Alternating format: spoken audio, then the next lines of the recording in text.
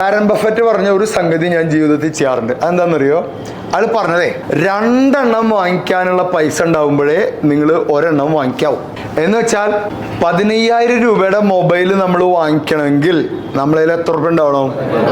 30,000 രൂപ ഉണ്ടാവണം. ഇത് വാരൻ ബഫറ്റ് പറഞ്ഞാണ്. ഏത് കോടീശ്വരനാണ്, 2ാമത്തെ 3ാമത്തെ കോടീശ്വരനായിരുന്ന ആളാ. അയാൾ അങ്ങനെ കോടീശ്വരനായത്. എന്താ പറയാ, 2 എണ്ണം വാങ്ങിക്കാനുള്ള പൈസ ഉള്ളപ്പോഴേ ഞാൻ ഒരെണ്ണം വാങ്ങിക്കും. അപ്പൊ അയാളോട് ചോദിച്ചു, അപ്പൊ ബാക്കി പൈസ എന്ത് ചെയ്യും? ബാക്കി പൈസ ഞാൻ അതേ മൊബൈലിന്റെ ഓഹരി വാങ്ങിക്കും, ഷെയർ വാങ്ങിക്കും.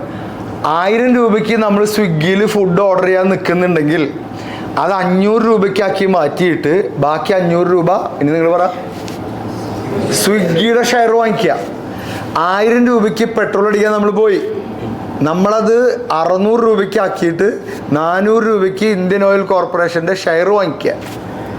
നമ്മുടെ എല്ലാ ചെലവിൻ്റെ ഒപ്പം അതിൻ്റെ ഈക്വൽ ആയിട്ടുള്ള പൈസ ഇൻവെസ്റ്റ് ചെയ്യാം. അപ്പോൾ എന്തുണ്ടാവും എന്നറിയോ? 2 തരത്തിൽ നിങ്ങൾക്ക് ചിന്തിക്കാം. ഞാൻ ചിന്തിക്കുന്നത്, ഞാൻ 30,000 രൂപയുടെ മൊബൈൽ തന്നെ വാങ്ങിക്കും, എന്നിട്ട് വേറെ 30,000 രൂപ ഇൻവെസ്റ്റ് ചെയ്യും. ഞാനത് ചിന്തിക്കാം. മറ്റൊന്നും ചിന്തിക്കുക, നമ്മുടെ വെറുതെ ചെലവഴിക്കുന്ന പൈസ പകുതി ആക്കിയിട്ട് ബാക്കി ഇൻവെസ്റ്റ്മെന്റിൽ കൊണ്ടുപോയി കൊടുക്കുക. നമ്മളെവിടെ ജീവിതത്തിൽ കൂട്ടിമുട്ടാത്തതെന്ന് പറയും. അത് ഇതിൻ്റെ ഇടയിൽ പറയണം. 3 തരത്തിലുള്ള സംഭവം ഉണ്ടെങ്കിലേ ജീവിതത്തിൽ പൈസയുടെ കാര്യത്തിൽ രക്ഷപ്പെടുള്ളൂ. ഞാനിതിൻ്റെ ഒരു വീഡിയോ ഒക്കെ ഇറക്കിയിട്ടുണ്ട്. 1, മൈ സ്കിൽ മേക്സ് മണി. എൻ്റെ കഴിവ് എനിക്ക് വേണ്ടി പൈസ ഉണ്ടാക്കുന്നു. 2, my products and people make money. ഞാൻ ഉണ്ടാക്കിയ ഉൽപ്പന്നങ്ങളും എൻ്റെ ആളുകളും എനിക്ക് വേണ്ടി പൈസ ഉണ്ടാക്കുന്നു. 3ാമത്തത്, മൈ മണി മേക്സ് മണി. എൻ്റെ പൈസ എനിക്ക് വേണ്ടി പൈസ ഉണ്ടാക്കുന്നു.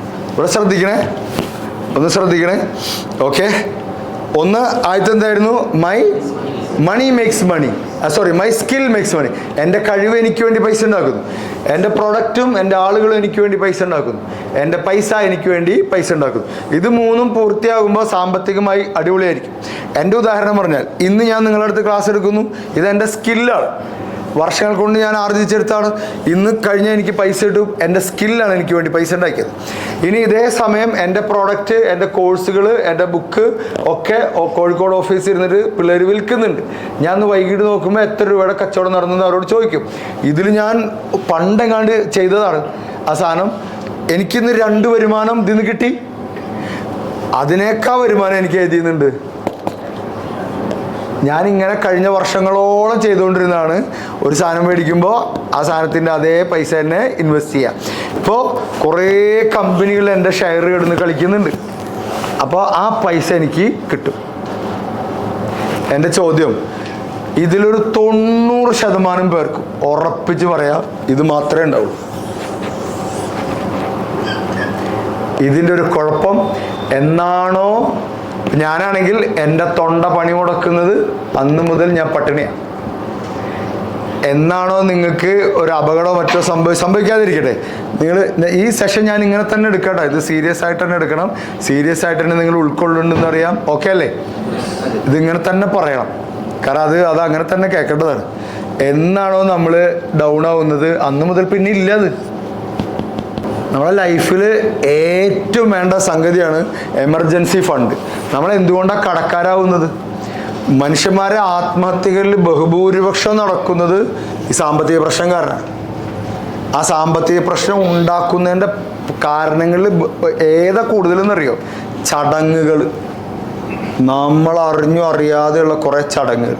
ഒരു വീട്ടിലൊരു പെങ്ങളെ കെട്ടിച്ചു, പിന്നെ ആ പെങ്ങളുടെ എന്തൊക്കെ ചടങ്ങാണ്. പിന്നെ ഒരു കുട്ടി ഉണ്ടായിട്ട് ആ കുട്ടിയുടെ ഇതിന് വരെ ഇവിടുന്ന് പൈസ ചിലവാക്കണ്ടേ?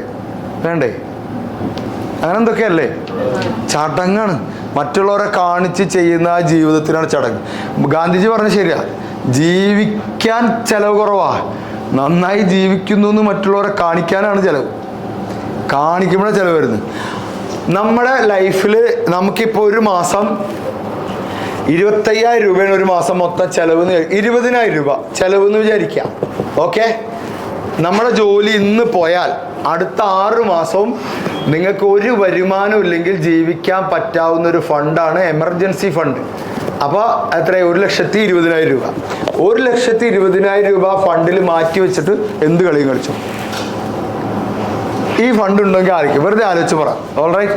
എന്ന് വെച്ചാൽ സാറിന് ഇപ്പോൾ ഒരു മാസം വീടിന് വാടകയാണെങ്കിൽ വാടക, മക്കളുടെ ഫീസ്, ഭക്ഷണം, പിന്നെ വണ്ടിയുടെ പൈസ, ഇങ്ങനെ സാറിന് ഇപ്പോൾ ഒരു മാസം 20,000 രൂപ ചിലവുണ്ടെന്ന് വിചാരിക്കുക. സാർ 1,20,000 രൂപ അക്കൗണ്ടിൽ ഇട്ടിട്ട് തൊടാത്ത സ്ഥലത്ത് ഇട്ടിട്ട്, അതായത് നാളെ ജോലിയെ പോയി 6 മാസം സാറിനെ കൊണ്ട് ഇങ്ങനെ പോവാം. ആ പൈസ ഉണ്ടെങ്കിൽ കളിച്ചോ. ആ പൈസ ഇല്ലെങ്കിൽ എന്ത് സംഭവിക്കാന്ന് നിങ്ങൾ പറ. അല്ല, കടം വാങ്ങിക്കും. കാരണം ഫീസ് അടയ്ക്കാതിരിക്കാൻ പറ്റുമോ? പെട്രോൾ അടിക്കാതിരിക്കാൻ പറ്റുമോ? വാടക കൊടുക്കാതിരിക്കാൻ പറ്റുമോ? കടം വാങ്ങിക്കും. ആ കടം എന്തായിരിക്കും? പെട്ടെന്ന് കിട്ടുന്ന ആ കടം. ഗോൾഡ് അത് ഇല്ലെങ്കിൽ എന്തായിരിക്കും? പലിശ. പലിശ എത്ര ശതമാനം? 100ന് 10 അല്ലേ? 10. ഈ 20,000 രൂപ പലിശ വാങ്ങിച്ചു. അടുത്ത മാസം നമ്മൾ 2,000 രൂപ പലിശ കൊടുക്കുള്ളൂ. അടുത്ത മാസം ആകുമ്പോൾ 18,000 പിന്നെ പലിശ. ഈ ലൂപ്പിൽ കുടുങ്ങുക പറയാ. പിന്നെ അതിൽ നിന്ന് രക്ഷയില്ല. കടത്തിൽ ജനിച്ച് കടത്തിൽ ജീവിച്ച് കടത്തിൽ മരിക്കും. പിന്നെ അതിൽ നിന്നൊരു പുറത്തു വരലില്ല ഈ സാധനത്തിൽ. ഇത് ഇപ്പോൾ ആരോഗ്യമുള്ളപ്പോൾ ഇപ്പം ചെയ്യണം ഈ സാധനം. പൈസ ഉണ്ടാക്കൽ മാത്രമല്ല, എമർജൻസി ഫണ്ട് ഉണ്ടാക്കൽ. എമർജൻസി ഫണ്ട് ഉണ്ടാക്കുന്നത് വരെ ആഘോഷങ്ങൾ നിർത്തിവെക്കണം. എല്ലാ പരിപാടിയും നിർത്തിവെക്കണം. എൻ്റർടൈൻമെൻറ്റ് നിർത്തണം. Weekdays for weak people. Entertainment നിർത്തണം. ഞാൻ പറഞ്ഞതൊക്കെ തലേ കയറിയോ? അല്ലത് പറയണ്ടേ ആരെങ്കിലൊക്കെ? എന്നൊരു സുഹൃത്തെ നോക്ക്, സ്കില്ല് വർദ്ധിപ്പിക്കുക, എന്നിട്ട് ശമ്പളം കൂട്ടുക, ശമ്പളം കൂട്ടി ചോദിക്കുക, സെയിൽസ് ഉണ്ടാക്കുക, ഇൻസെൻറ്റീവ്സ് കൂട്ടുക, ഇൻസെൻറ്റീവ്സിൽ കളിക്കുക, എക്സ്ട്രാ പൈസ. എന്നിട്ട് പ്രോഡക്റ്റ് ഇത് നമുക്ക് വേണ്ട, ഇതൊരു ബിസിനസ്സാണ്, ഇത് നമുക്ക് വേണ്ട, പക്ഷെ നമ്മുടെ പൈസ നമുക്ക് വേണ്ടി പൈസ ഉണ്ടാക്കണം. എവിടെ ചിലവ് വരുമ്പോഴും ആ ചിലവിൻ്റെ ഈക്വൽ ആയിട്ടുള്ള പൈസ നമ്മൾ ഇൻവെസ്റ്റ് ചെയ്യണം. ഷെയർ വാങ്ങിച്ചോ, ഭൂമി വാങ്ങിച്ചോ, എന്ത് കളി കളിച്ചോ, ഷെയർ വാങ്ങിച്ചോ, ഭൂമി വാങ്ങിച്ചോ, ഗോൾഡ് വാങ്ങിച്ചോ. 25% പൈസ മുഴുവൻ ഗോൾഡാണ് ഞാൻ വാങ്ങിക്കുക. എല്ലാ ദിവസവും ക്ലാസ് കഴിയുമ്പോൾ വീട്ടിൽ പോയിട്ട് ഞാൻ ആ ഗോൾഡ് എടുത്ത് വെച്ച് എനിക്കൊരു സമാധാനമാണ്.